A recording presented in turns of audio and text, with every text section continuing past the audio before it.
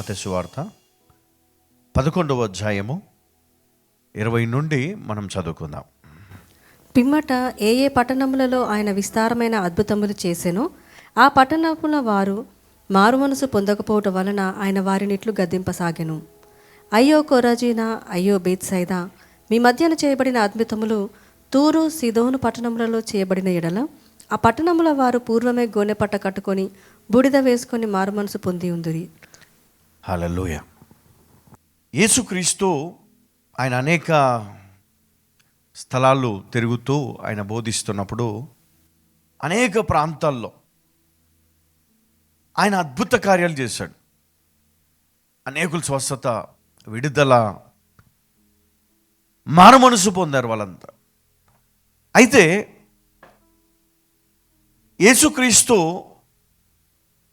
మరి ఇక్కడ మనం చూసినప్పుడు పిమ్మట ఏ ఏ పట్టణాల్లో ఆయన విస్తారమైన అద్భుతములు చేసెనో ఆ పట్టణముల వారు మారుమనసు పొందకపోవుట వలన ఆయన వారిని గద్దించసాగను.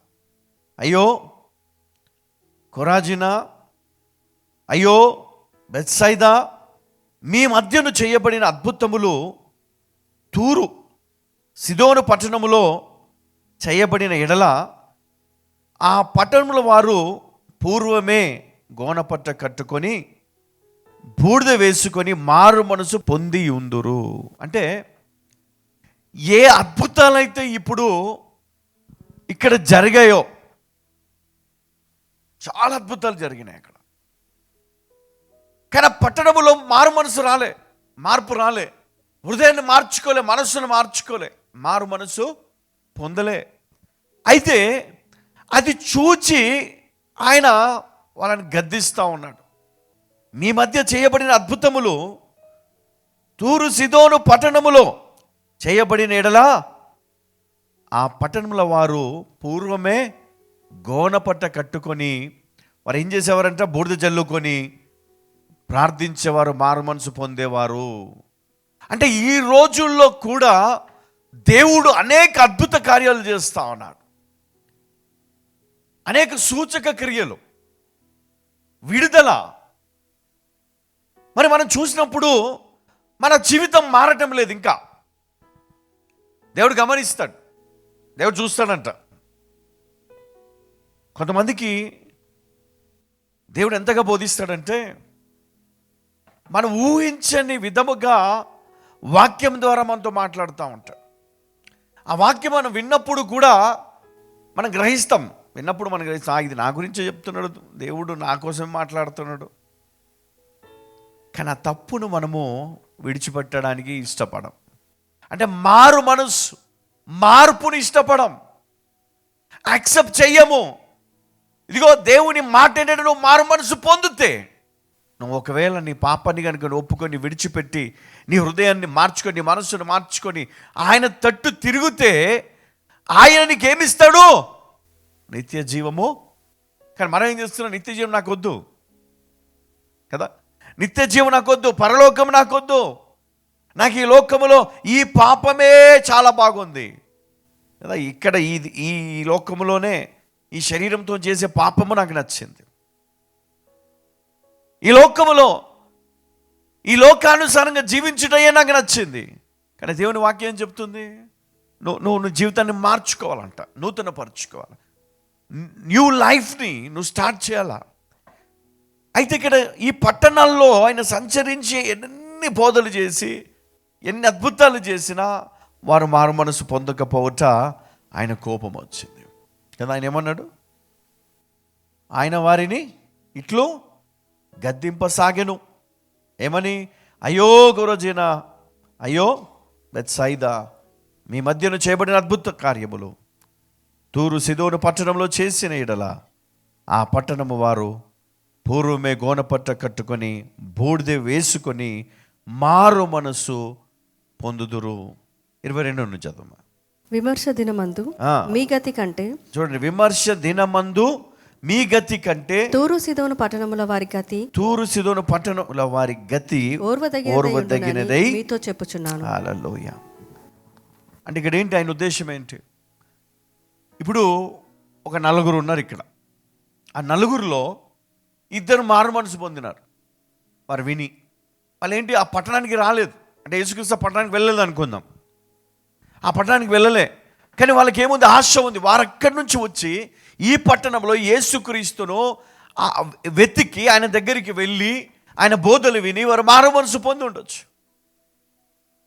ఒకవేళ వారు అక్కడ యేసుక్రీస్తు రాకుండా ఆ పట్టణంలో విని, చూడండి ఇప్పుడు యేసుక్రీస్తు బోధించిన స్థలంలో అక్కడ ఉన్న వారు కొంతమంది మరి వెళ్ళి ఆ ప్రాంతంలోనికి వెళ్ళి వారికి చెప్పినప్పుడు వారు ఒకవేళ మారు మనసు పొంది ఉండొచ్చు.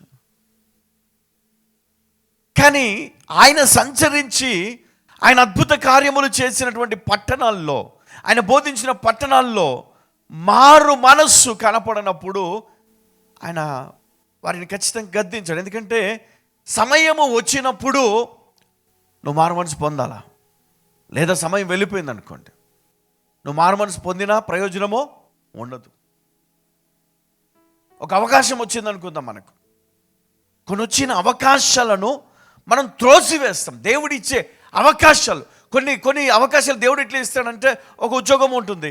ఆ ఉద్యోగం ఎట్లా అంటే మరి టెంపరరీ జాబ్, 40-45 సంవత్సరాలు వెనకాల పోతే అప్పుడు గవర్నమెంట్ జాబ్స్ పిలిచి ఇచ్చేవాళ్ళంట. నీకు డ్రైవింగ్ వచ్చా, నీకు ఎలక్ట్రీషియన్ వర్క్ వచ్చా, ఇదొచ్చా అదొచ్చా, అట్లా టెస్టులు పెడుతుండే ఇచ్చేస్తుండే. వాళ్ళకి తెలియదు ఇది ఎట్లా ఉండబోతుంది అనేది. కానీ అలాంటి వాళ్ళు ఇప్పుడు రిటైర్డ్ అవుతూ ఉంటారు చాలామంది. అప్పుడు అనుకోకుండా మాకు ఎవరో పిలిచారు, మేము పోయినాం పనికి. పోతే అది సింగరేణిలా, లేకపోతే అది సెంట్రల్ గవర్నమెంట్లా, లేకపోతే స్టేట్ గవర్నమెంట్లా జాబులు. అవి ఏదో చిన్న జాబ్ అనుకున్నా కానీ అది పర్మనెంట్ అయిపోయింది. ఇంత జీతాలు, ఇంత రిటైర్మెంట్, ఇంత పెన్షన్. ఇప్పుడు అంటే చాలామంది వాటిని త్రోసివేసిన వాళ్ళు ఉన్నారు. ఈ పని ఒకటి చేస్తాడు,